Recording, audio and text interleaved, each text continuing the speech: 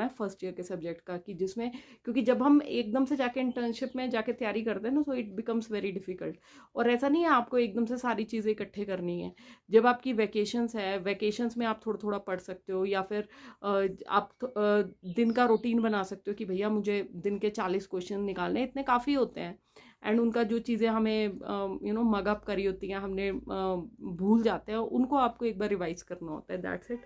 इसी तरह third year के सब्जेक्ट्स जब आप आएंगे, और इसी तरह फाइनल ईयर के सब्जेक्ट, क्योंकि आपकी जो पोस्टिंग्स होती है उसमें आप सेकेंड ईयर ऑनवर्ड्स आप क्लिनिक्स में जाना शुरू कर देते हो, तो उस हिसाब से भी आपको चीज़ें देखती है। एंड जो आपका थर्ड ईयर है उसमें फिर मेडिसिन सर्जरी, वो तो इंटरेस्ट ही इतना आता है ना। मैं आपको बताऊं, सेकंड ईयर में फार्मा मेरे को बहुत अच्छी लगती थी, तो फार्मा में इंटरेस्ट के साथ पढ़ती थी।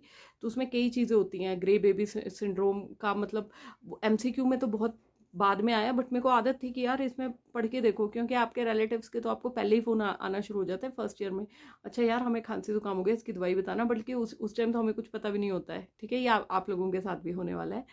एंड उसके बाद रह गया फाइनल ईयर, तो फाइनल ईयर तो वैसे ही क्लिनिकल सब्जेक्ट्स हैं, तो उसमें तो इंटरेस्ट आ ही जाता है आपका, है ना। इंटर्नशिप इज़ लाइक कि हाँ, इंटर्नशिप इज़ वेरी इंपॉर्टेंट चीज़। तो जो मिडिल क्लास के बच्चे फर्स्ट जनरेशन डॉक्टर्स हैं, हम लोग कई बार ये सोचते हैं कि भाई हम जितना ज़्यादा काम करेंगे इंटर्नशिप में उतना हमारे लिए अच्छा है, हमारा हाथ खुलेगा, ये होगा वो होगा, बट यहीं पे आप लोग सबसे ज़्यादा गलती करते हो। मैंने अपने एक्सपीरियंस, इतने साल के एक्सपीरियंस में देखा है कि आपने अगर, तो देखो, अगर आपको एमओ की जॉब करनी है पेरीफ्री में जाके, and if you are very clear about it, या तभी आप अपना हैंड्स ऑन एक्सपीरियंस ना बढ़ाओ उसमें इंटर्नशिप में। अदरवाइज कोई फ़ायदा नहीं है। जो लोग, जिनको पहले से क्लैरिटी होती है ना, वो क्या करते हैं, वो कोई काम नहीं करते हैं। वो जो भागने भागने का काम होता है ना, तो वो एक लिमिट में ही करते हैं। या फिर जो उस टाइम हमारे सीनियर्स हमें काम दे रहे होते हैं, तो वो नहीं करते हैं वो लोग काम। हमें तो ये होता था कि नहीं यार, जितना सीखेंगे उतना अच्छा है। लेकिन अगर आपका अल्टीमेट गोल पीजी में जाना है, तो उसमें आपको तो थ्योरी के ऊपर काम करना है। यू हैव टू, जितना ज़्यादा आप एमसीक्यूज वगैरह करोगे उस टाइम, अगर आपका अल्टीमेट गोल है वो क्रैक करना।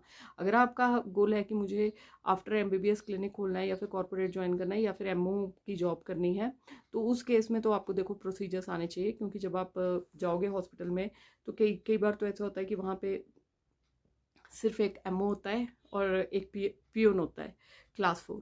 तो आपको वैसे भी मैनेज करना पड़ता है। तो सिंपल प्रोसीजर्स तो आपको आने चाहिए, आईएनडी आना चाहिए, ड्रेनेज आना चाहिए, स्टिचेस आने चाहिए आपको, कि कैसे you have to do that. IV fluid वगैरह का पूरा नॉलेज होना चाहिए। एंड कई बार तो ड्रिप्स वगैरह भी खुद ही लगानी पड़ती हैं, आईवी कैनुलेशन करनी पड़ती है, तो बहुत सारी चीज़ें हैं।